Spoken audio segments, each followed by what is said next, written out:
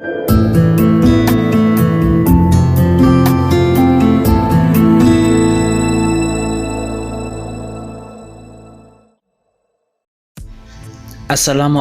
warahmatullahi wabarakatuh. Sahabat Islam TV yang dirahmati oleh Allah, Islam TV akan membahas tentang bohongi ibu seorang wali Allah masuk neraka. Kisah wali Allah yang namanya tercatat masuk neraka. Sahabat Islam TV yang dirahmati oleh Allah, Alkisah seorang sufi dari kalangan aulia bernama Syekh Abdul Aziz.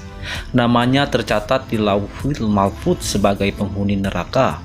Melihat hal tersebut, malaikat mendatangi Abdul Aziz dan berkata, "Wahai Abdul Aziz, untuk apa engkau ibadah sedemikian rupa, sedang aku lihat namamu di lembaran Lauhul Mahfuz sebagai penghuni neraka? Ibadahmu tetaplah akan masuk neraka." Wali itu menjawab, "Wahai malaikat, surga dan neraka bukan urusanku.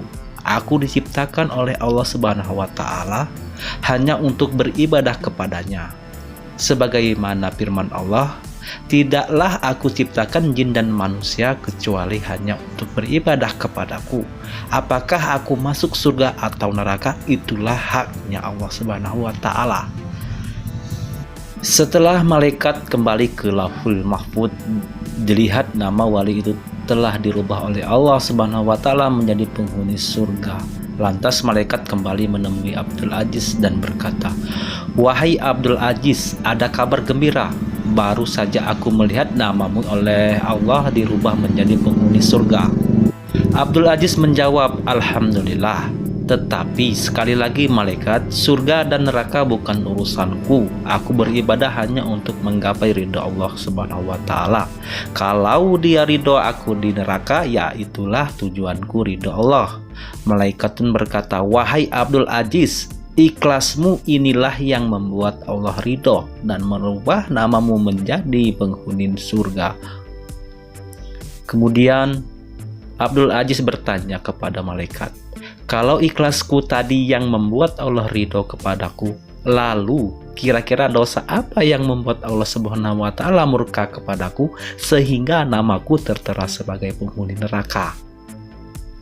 Malaikat berkata, "Ingatkah ketika engkau masih kecil, ketika umur sekitar 15 tahun, ketika engkau tidur di kamarmu, engkau mendengar suara langkah kaki ibumu menuju tempat tidurmu untuk menyuruhmu membeli sesuatu di pasar.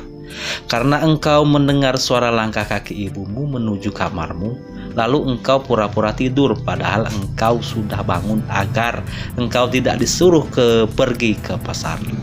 Ketika ibumu membuka pintu kamarmu dan melihatmu masih tidur, ibumu merasa kasihan dan tidak jadi menyuruhmu ke pasar.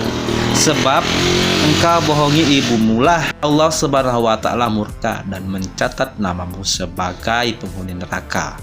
Abdul Aziz pun beristighfar dan memohon ampun kepada Allah Subhanahu wa Ta'ala setelah mendengar uraian malaikat tersebut. Sejak itulah Abdul Aziz ad-Dabbagh di sisa umurnya tidak pernah berceramah kecuali tentang berbakti kepada orang tua. Setiap orang yang datang kepada beliau lalu diwasiatkan untuk berbakti kepada orang tuanya. Semoga bermanfaat. Billahi taufiq wal hidayah. Wassalamualaikum warahmatullahi wabarakatuh.